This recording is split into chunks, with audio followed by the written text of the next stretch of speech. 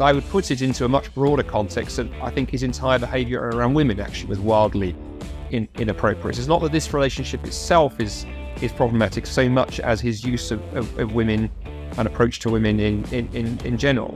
And I think, today's culture, where we're so sensitized to the slavery issue, that there isn't enough light shed on the fact that Muhammad was somebody who actually engaged in slavery, who owned slaves and used them for his sexual pleasure, raises incredible questions. Unapologetic from Premier Unbelievable. A Christian street preacher was recently in court for alleged hate speech regarding the Prophet Muhammad, and I'm joined today by Dr. Andy Bannister, who will share some of his thoughts on this topic. Andy holds a PhD in Islamic Studies and is the director of Solas. He's written numerous books, including Do Christians and Muslims Worship the Same God?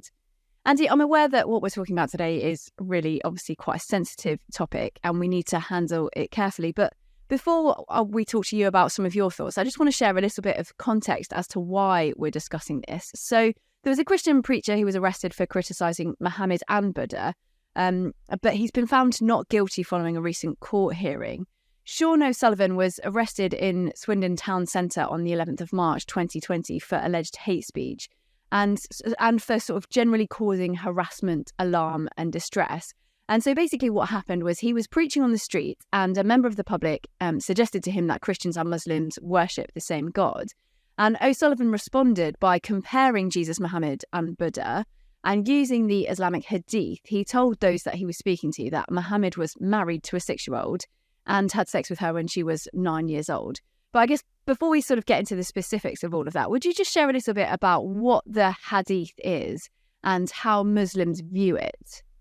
Yeah, great question, Ruth. So the sort of bluffer's guide to this. So Muhammad, founder of Islam, his prophetic career stretched from 610 AD to 632 AD. When he dies, at that point, the Quran hasn't been written down. There's no text or anything or so forth.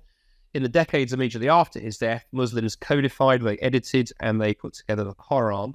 But then shortly after that, Muslims began collecting sayings, little traditions about what Muhammad said and did, more of Muhammad's biography and more of Muhammad's life in bits and pieces.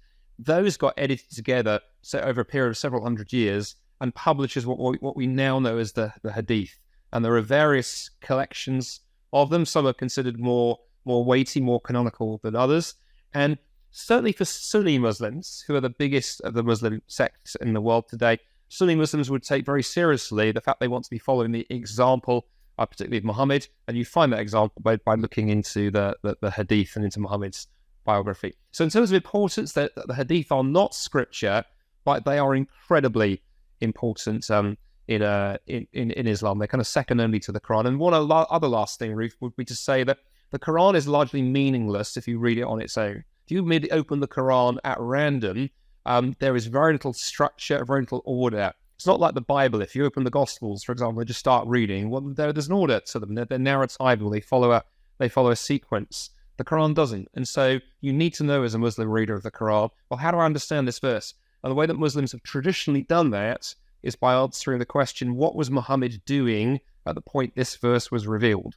And to answer that, you need the Hadith. You need that kind of literature. So actually the Hadith is the lens through which most Muslims traditionally for 1400 years have actually read the Quran. So it becomes incredibly important. Again, not quite the same level as the Quran, but pretty darn close. And before we address the specific question of Muhammad's marriage and whether that might be, a tricky topic for people to look at, why is it such a sensitive issue for Muslims, do you think? Well, the reason is quite frankly that, of course, Muhammad is the one around whom the whole religion stands. Actually, so not merely do the Muslims believe he was the final prophet sent to human beings by God, they also believe, and again, especially Sunni Muslims, but others as well, would believe that he is the supreme example of humankind. He's not God. They don't believe he is God in the way the Christians believe Jesus was more than just a man, but they certainly believe he's incredibly significant. And also, of course, he was also the sort of father, as it were, of the Arab people before Muhammad came along. If you take the Islamic histories, the Arabs were a disparate bunch of warring tribes. Muhammad is the one who unified them, through using religion to do that. And so really is like the father of the nation, the father of the empire. And so it's interesting. It's only analogous, but if you go to Turkey, and you insult Ataturk, you very quickly discover life gets quite exciting quite quickly. You go to Russia and you start throwing criticisms around about Putin, think life gets quite interesting quite quickly. And so there's some of that going on. There's the political as well as the religion. And then lastly, I'd say, of course, Islam is generally, traditionally, a shame and honor culture. What matters is how your behavior brings shame or brings honor onto your family, your community, and of course your religion. So Muslims would be very, very upset and get very animated over anything that is said to be bringing, shame onto Islam. And the direct route to doing that is to be very rude about Muhammad. So obviously, bearing all of that in mind, we need to be quite careful about what we say because we don't want to offend any Muslims. But what does the Hadith say about Muhammad's marriage and relationship with women?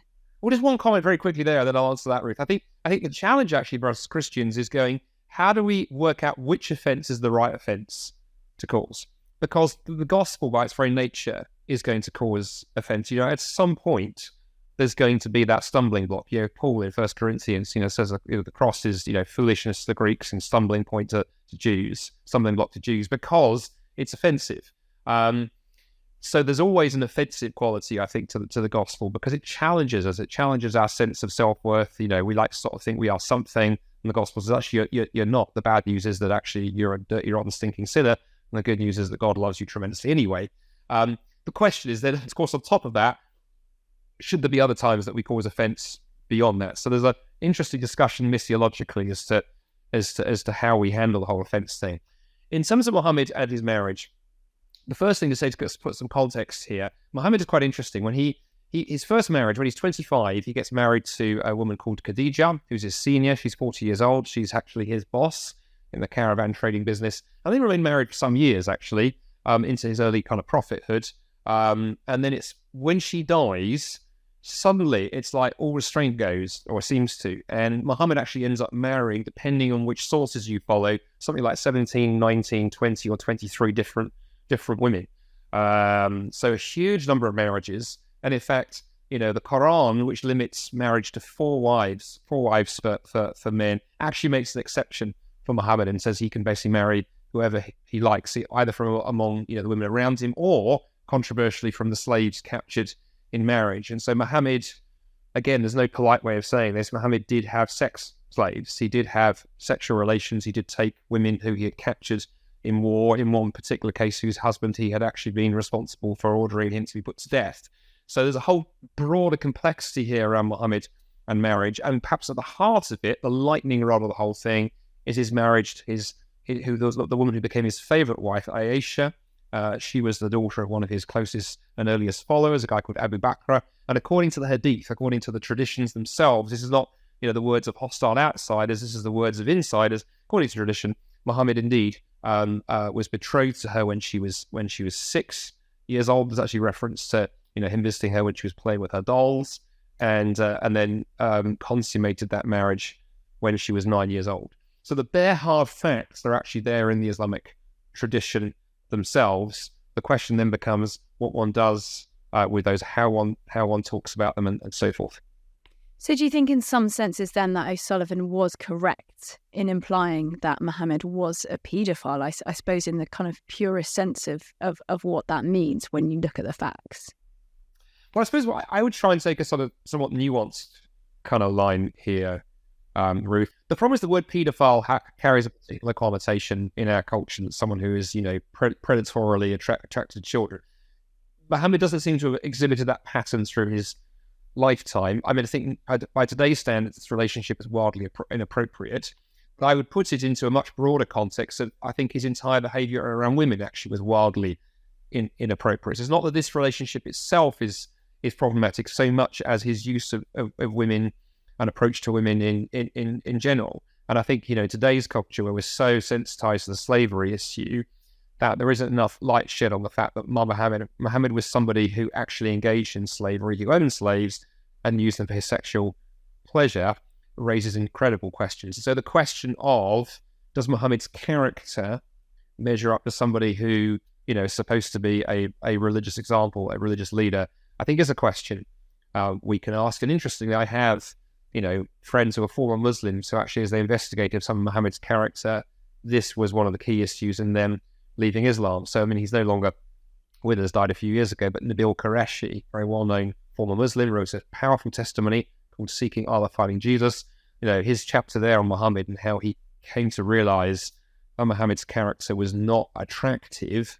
It's very, very powerful, and this was part of it. So I would set it, Ruth, with that broader say, I wouldn't use the word paedophile, because I think that comes with a load of 21st century baggage that is unhelpful. So my position would be, let's critique Muhammad and critique him clearly and openly and unafraid and unfearfully for the things he can be critiqued for. But let's not do that by sort of making things deliberately more unhelpful by using 21st century language. Let's just critique it by the standards today.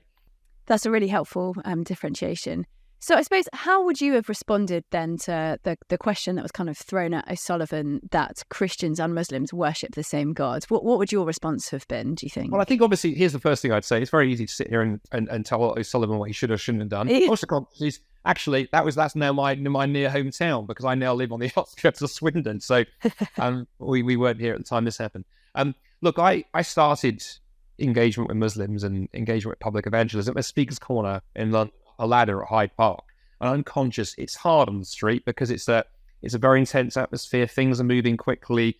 Sometimes not hard to always to get nuance right. But I think the way I would engage somebody if the setting was a bit calmer around that question, I would say, okay, interesting, you would think that. I'd start by saying, why do you think that? It's always a good question to ask why. Why do you think that? Where are they coming from? And then the other question I would follow up, and I'd cover this in my book that you so kindly mentioned in the introduction. There's the word God. What does the word God mean? Because people assume that because Christians talk about God and Muslims talk about God, it must be the same God. Well, look, if you and I have a heated discussion about politics, and you say you believe there is one Prime Minister of the United Kingdom and it's Donald Duck, and I believe in one Prime Minister of the UK and it's Rishi Sunak, we might disagree about who's the most effective Prime Minister. We might have a sort of fun little bet on who would be Prime Minister for the longest. But we clearly both believe in one Prime Minister, but we disagree about the identity of that Prime Minister. I think that's going on with the Bible and the Quran. When you look at how the Quran describes God, it is radically, wildly different from the God of the Bible. The God of the Bible is a God who's relational, a God who can be known, a God who is love, a God who has demonstrated that love through suffering in the person Jesus on the cross. And those are at the heart of that biblical understanding of who God is. In terms of the Quran, you've got a God who is distant and remote, a God who cannot be known, a God who refuses to make himself known, a God who never even revealed himself to Muhammad. When Muhammad, received the Quran according to Islamic tradition, the Islamic accounts say it was through an angel, through Gabriel, through a mediator. Huge contrast with the God of the Bible, who always is turning up and showing up and speaking face to face with his prophets and his spokespeople, both the Old Testament and the New Testament. Think of that, incredible encounter with Moses at the burning bush, or God walking and talking with Adam and Eve in the garden in Genesis 3, and that amazing promise in Revelation 21 that those who follow Christ will walk and talk with God again in the new heavens and the new earth. The Quran, by the way, doesn't promise you God in heaven. It promises you rivers of wine, crystal clear fountains of water, amazing banquets, young women for the men to enjoy.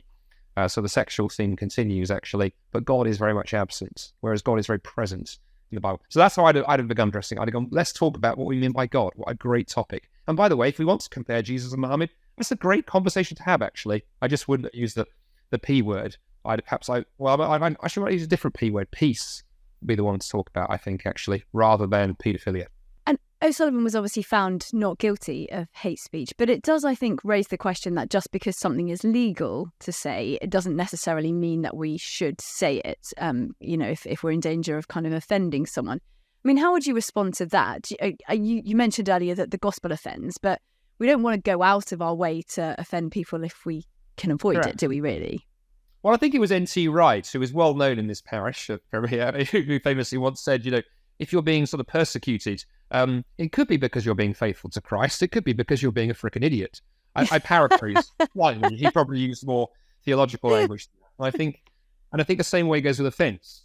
Are you causing offence because you've shared the gospel as winsomely as you can, as 1 Peter 3:15 says, with gentleness and respect, and people have still got offended? Right? Okay, that's fine. We can't avoid that. We're not out here to just be nice. But are you causing offence because you've just been crass in your words, you've been rude, you've been unhelpful? In which case, maybe the best thing to do is just sort of pause and reflect a little bit. And here is, I love the way you phrase that, because I think the challenge that Christians have in this, right, is to go, I think there's a fight in culture right now. We do live in an age of cancel culture where speech is being restricted. It's, Christians are facing that, feminists and others are facing that. I think actually we should be fighting for freedom of speech. I think that is actually a Christian virtue, because so much hangs on it. But just because you have the right to it, you're absolutely right, doesn't mean that you necessarily grab hold of it. I think Paul, wasn't he, in 1 Corinthians, talking about, I've got the rights of an apostle. The whole things I could demand the right to because of my status, but I don't. I've laid those aside. And ultimately, Jesus, he had the right to, snap his fingers and have angels come down and, bring the whole crucifixion to an end. But he didn't take that. Philippians 2, he laid all that aside. And so I think the challenge for us as Christians is knowing when to fight and when not to. One rule of thumb, actually, which I found helpful, is I think, if it's yourself and your own reputation and whatever you're fighting for and your own freedom, think a little carefully. If you're fighting for others, you can fight harder, because that way you're focusing on others. And I think that applies to other things like violence, for example. It's the harder just war theory. If someone strikes you, turn the other cheek. But if I see the old lady across the road being mugged, I have a duty to go and do something without thinking about my personal safety. Our culture encourages us to put I at the centre, and actually the gospel encourages us to put God at the centre and then others out from there. Love the Lord your God with your heart, mind and soul, and others as yourself. So all of that being said, how do you think we can share those potentially provocative beliefs in a sort of sensitive and culturally appropriate way, do you think, Andy? Well, one thing around the Islam piece I found helpful, and this applies to other pieces too, Ruth, is the power of questions. And at the risk of a totally shameless plug, I've just announced, it's not available yet, but I've announced my next book is all over social media today, because I've got an American publisher for this one, and they're much more marketing savvy. So release the cover today. So I've written a book called How to Talk About Jesus Without Looking Like an Idiot.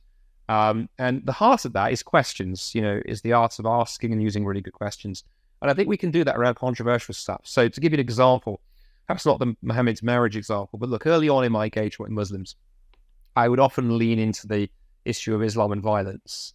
And I would read, I would take my Muslim friend at Speaker's Corner or wherever, and I confess, perhaps bash them around the head a bit with Surah 9 verse 5, the so-called sword verse in the Quran, one of the most bloodthirsty verses in the Quran. And quite frankly, I didn't get anywhere. And I look back now and go, it wasn't the most helpful approach, actually.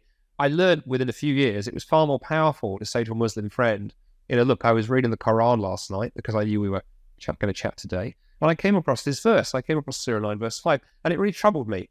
But then I reflected. I went, well, this is not my text.